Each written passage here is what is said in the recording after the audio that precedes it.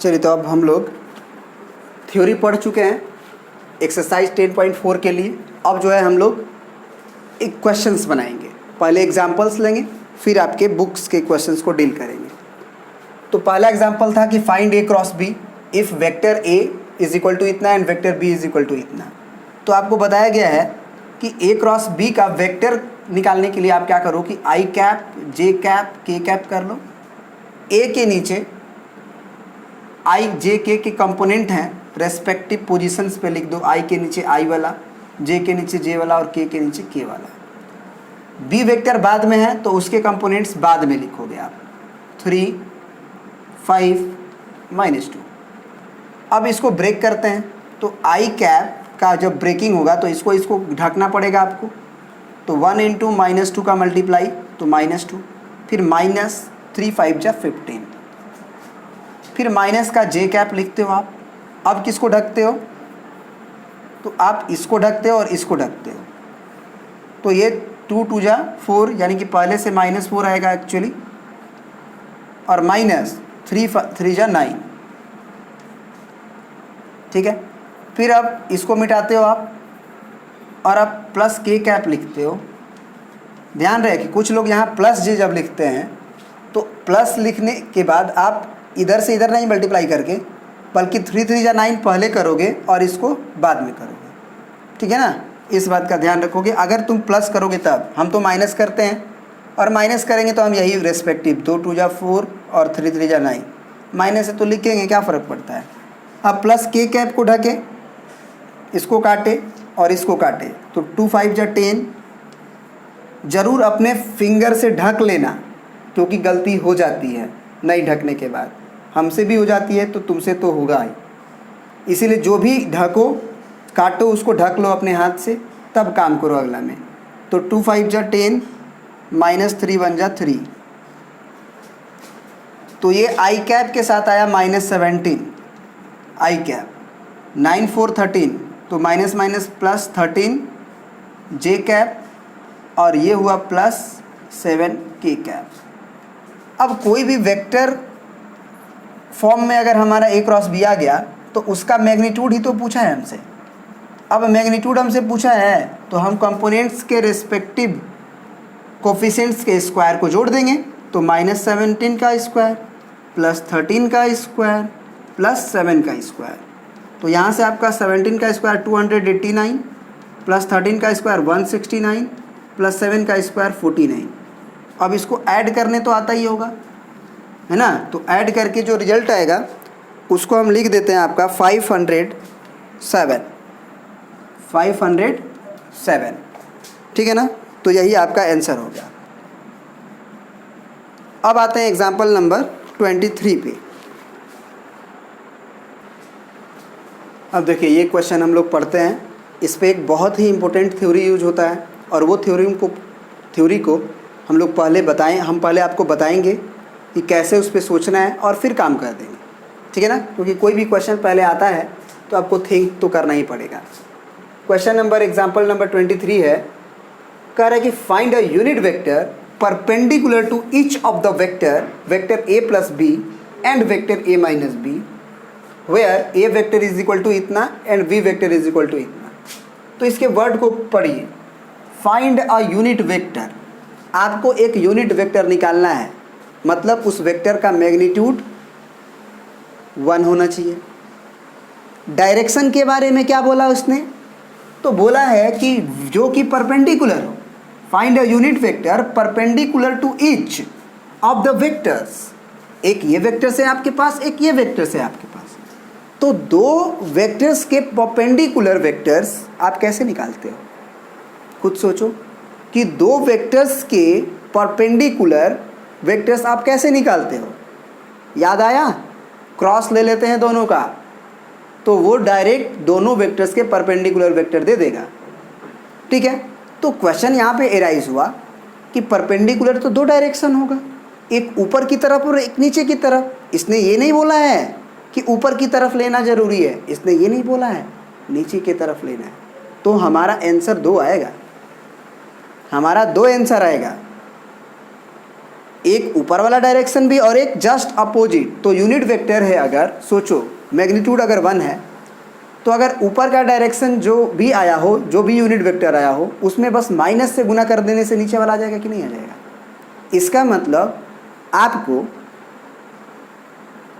सोच के क्या करना होगा कि जो दो परपेंडिकुलर वेक्टर, जो हमको वेक्टर चाहिए perpendicular to each of the, उन दोनों का क्रॉस लेके एक वेक्टर निकालना होगा और उसके मैग्नीट्यूड से अगर इसको डिवाइड कर दें तो यूनिट वेक्टर में कन्वर्ट हो जाएगा। उसमें एक तो ये आंसर हो जाएगा, एक में माइनस से गुना कर देंगे। कहने का मतलब आप तो समझ गए होंगे। तो पहले कि find a unit vector perpendicular to each of the vector a plus B and a minus B, तो सबसे पहले हमको क्या करना होगा, first of all vector a plus vector b निकालना होगा। तो a वेक्टर और b वेक्टर के कंपोनेंट दिए हुए हैं, तो जोड़ने के लिए क्या करना होगा, i को i के साथ जोड़ो, j के साथ जोड़ो, k के साथ k जोड़ो। i j को भूल मत जाना क्योंकि ये वेक्टर है, डॉट प्रोडक्ट नहीं है कि i को i के साथ गायब कर दो, j को j के साथ गायब कर दो। तो 1 1 2 i cap, 1 2 3 j cap, 1 3 4 k cap, जोड़ दिए ना। फिर अगर vector a minus b vector भी तो हमें निकालना पड़ेगा ना यहाँ से, तो a में से b घटाएंगे तो i कैप गायब हो गया तो 0 i कैप कर दो। j कैप में से यहाँ वाला j कैप घटाना है तो माइनस j कैप, फिर प्लस 1 में से 3 घटाना है तो प्लस 2 सॉरी माइनस, क्योंकि इसमें ये न घट रहा है तो माइनस 3 होगा और प्लस 1 होगा तो माइनस 2 k कैप। ठीक है, बिल्कुल। अब हमको चाहिए यूनिट वेक्टर, पहले ये लिख लो, vectors perpendicular to vector a plus B and vector a minus B is equal to vector a plus B cross vector a minus B. इन दोनों वेक्टर्स का हमको परपेंडिकुलर वेक्टर चाहिए, तो इन दोनों वेक्टर का क्रॉस ले लेंगे, लेकिन ये यूनिट वेक्टर नहीं है, ये बात ध्यान रखोगे, ये यूनिट वेक्टर नहीं है, इनके मैग्नीट्यूड आएंगे कुछ ना कुछ। तो लास्ट में क्या करेंगे कि अगर हमको एक यूनिट वेक्टर चाहिए जो इसके और इसके परपेंडिकुलर हो, तो जो भी इसके मैग्नीट्यूड आएंगे उससे हम डिवाइड कर देंगे। ठीक है ना।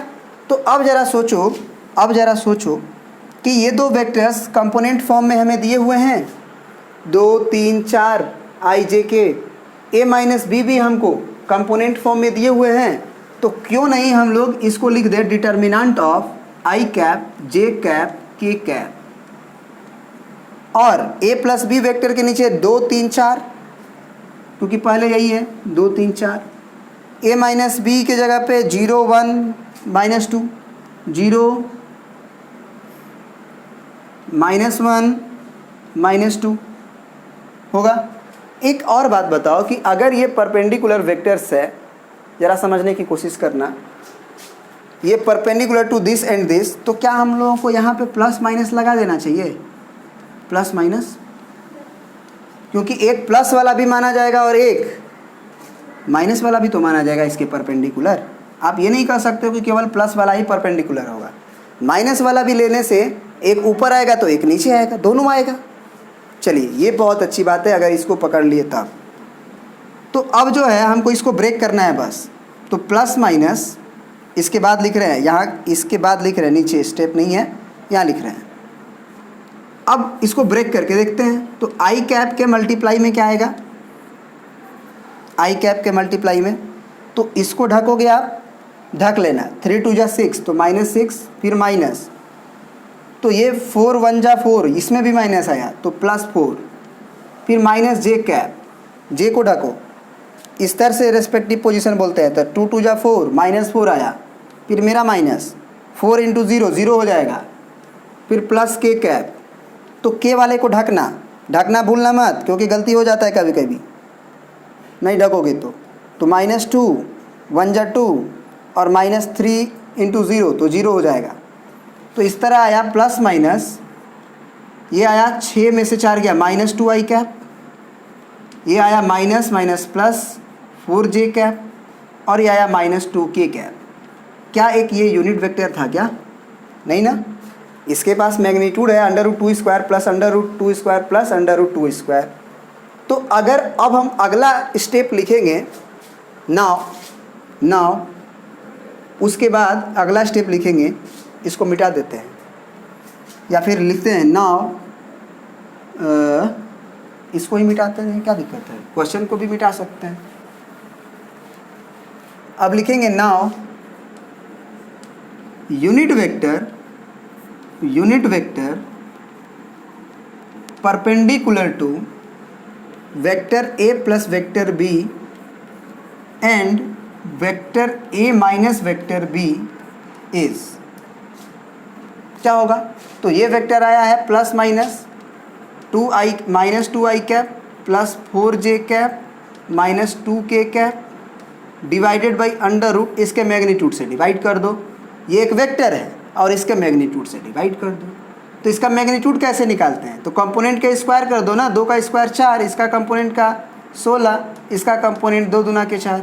तो ये आया आपका plus minus 2i cap plus 4j cap minus 2k cap divided by 16 4 20 4 24। तो 24 का मतलब होता है 6 चौके 24, तो इसमें से 2 बाहर आ जाएगा, तो 2√6। तो अब प्रत्येक में डिवाइड भी कर सकते हो। पहला में डिवाइड करोगे तो प्लस माइनस 1/√6i कैप आएगा। दूसरा में डिवाइड करोगे तो +2 डिवाइडेड बाई √6j आएगा। और अगला में डिवाइड करोगे तो -k कैप डिवाइडेड बाई √6 आएगा कट के। तो ये आंसर हुआ आपका फाइनली, ये आपका फाइनल आंसर हुआ। ठीक है ना। अब आते हैं एग्जाम्पल नंबर 24 पे।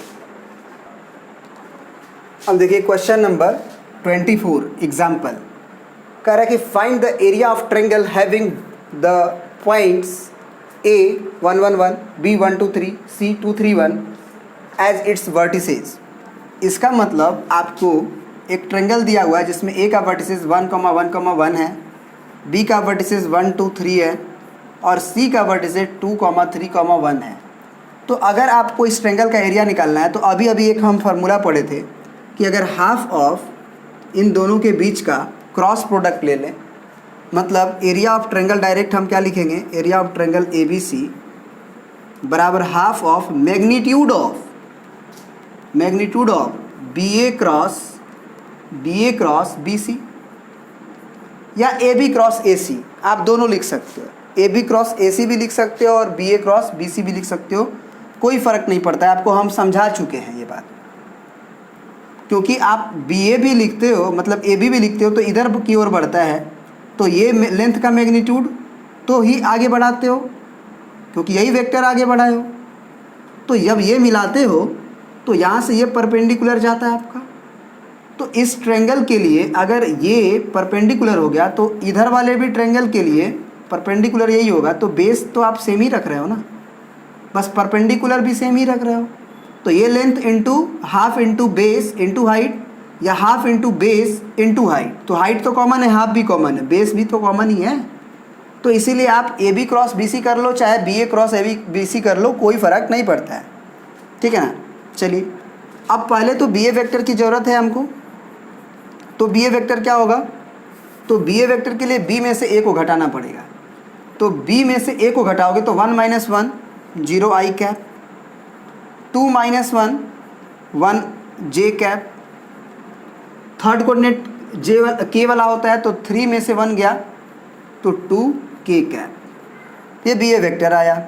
अब आते हैं BC वेक्टर पे। तो C में से B को घटाना पड़ेगा, C में से B को घटाना पड़ेगा। तो 2 - 1 1i cap, 3 - 2 plus j cap, 1 - 3 -2k cap. ये तो आया BA और BC। तो अब जो है BA क्रॉस BC वेक्टर पहले निकालते हैं तो कंपोनेंट फॉर्म में आता है i cap j cap k cap. BA vector का कंपोनेंट है 0 1 2 ये 1 है, फिर 1 1 -2 1 1 -2। तो ये भैया कितना आएगा, मतलब BA vector cross BC vector कितना आएगा तो ये हमेशा आई जे के कंपोनेंट के फॉर्म में ही आएगा। तो आई कैप में आई को ढकेंगे तो -2 होगा, इसको ढकेंगे तो -2 और -2 तो -4 आएगा। फिर माइनस जे कैप, तो माइनस जे कैप के ब्रैकेट में क्या होगा, इसको ढकेंगे तो 0 × -2 0 हो गया, -2 तो -2 है ना, -2। फिर प्लस के कैप लिखते हैं, के कैप को ढकेंगे तो ये खत्म, 1 1 जा 1 और ये 0, सॉरी पहले इसको करते हैं ना, तो 0 × 1 0 और 1 1 जा 1 तो माइनस एक्चुअली होगा -1। तो इस तरह से ये आया BA क्रॉस BC का जो वैल्यू आया वो -4i कैप +2j कैप और -k कैप, क्यों? क्योंकि ये -1 है। तो अब हम बोले कि magnitude of this vector, magnitude of BA cross BC कितना आएगा, तो वो आएगा √-4 का स्क्वायर 16, 2 का स्क्वायर 4 + 1 तो 16 4 20 और 1 21, तो इससे बाहर नहीं आएगा कुछ भी, 16 4 20 और 1 21। तो जो एरिया का फार्मूला है उसमें रख दो, half into BA cross BC का वैल्यू √21, तो इस तरह से एरिया जो आया वो √21/2 स्क्वायर यूनिट आया, है ना, क्योंकि ये मैग्नीट्यूड है, वेक्टर नहीं है। एरिया निकालने के लिए आपको ऑफ कोर्स मैग्नीट्यूड निकालना होगा, तो पहले वेक्टर निकाले और फिर √i का कंपोनेंट का स्क्वायर, j का कंपोनेंट का स्क्वायर, k का कंपोनेंट का स्क्वायर कर दिए तो वो मैग्नीट्यूड आ गया। अब आते हैं एग्जांपल नंबर 25 पे, इसके बाद इसमें इतना ही रहने देते हैं।